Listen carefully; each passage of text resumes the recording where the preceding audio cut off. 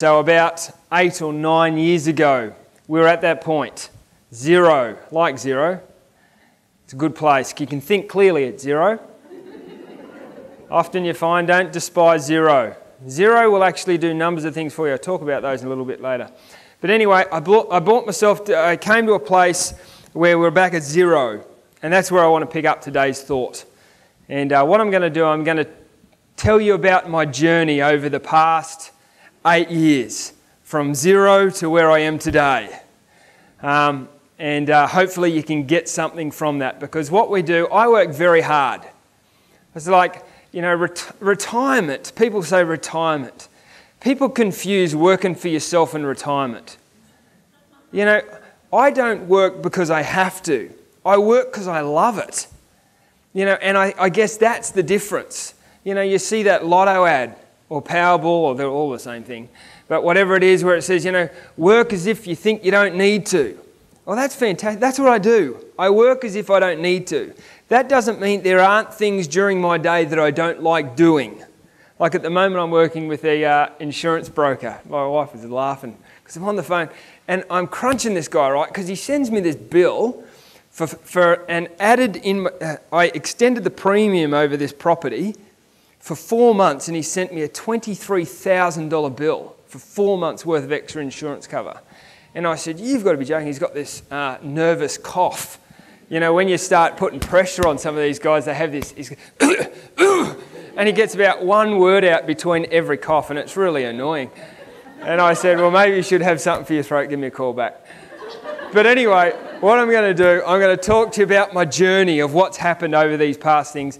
And I've got a couple of points for you. And what I'm going to do, I'm going to give you practical points. I'm going to give you personal points. And then we'll tie some business strategy in with it. So I'll give you personal things to say, this is what we've got to do. And then I'll give you some very practical things about development and what we did and the way that we structured it. So that will hopefully help you as well.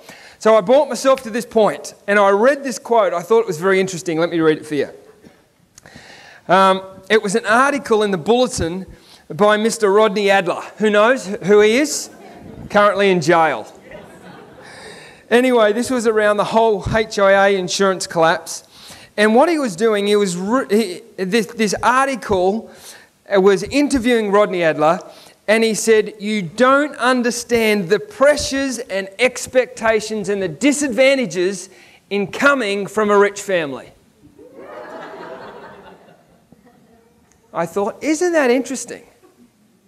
Isn't it funny that we always want to be on the other side of the street? You know, I grew up in a fantastic, loving family that had nothing. And when I was just a kid, I didn't think that, why don't I have steak rather than sausages? I was happy with sausage. I'd never had steak. I didn't realise what I was missing. I was just growing up. But here I read this article when I was back to zero, where Rodney Adler's saying, you don't understand the disadvantages of the pressures coming from a rich family. And I thought, you know, one thing that I've got to do, and you need to write this down, if you're going to be successful in life, you're going to be a successful property developer, whatever it is that you do, stop playing the blame game. You know, no matter what point of view you have, no matter where you find yourself in life, you can always play the blame game. And Rodney Adler is playing the blame game, saying, you don't understand what it's like to come from a rich family. And then there's other people that are making nothing of their life, and they're saying, well, I've got nothing. So we got both opposite ends of the spectrum and the scale saying, if I was in the other person's shoes, I'd be able to do something with my life. You know, we have people say, well, my eyes are too close together. My mother's too ugly. My dad was on the dole. We can all find excuses, and what we find, we put so much effort into finding quality excuses of why we can't do something when we should be putting our efforts towards finding a solution to the problem that we are currently in. Stop playing the blame game. And I had to come to a point in my life when I was 26 years of age, about 9 years ago, where I said, I am going to take responsibility for the position that I find myself. Someone said to me this quote, and I believe it, and I don't like it.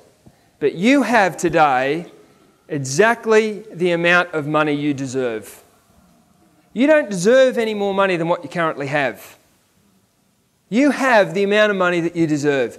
And I have the amount of money that I deserve. And I really dislike that because I think I deserve more. And you probably in the same category. We think we deserve more money, but the fact is, it's skill, education, commitment, desire, work and time that I don't want to win the lottery. Sometimes I go to the casino. I go to the casino for enjoyment. I don't go to the casino to win because I normally don't. But I don't go in the lottery because I don't want to win money. I want to learn how to create it. Money is like water. You've got to learn how to direct it, like what Keith's done. He's very good at what he's done. And what he does, he learns how to direct money in his favour.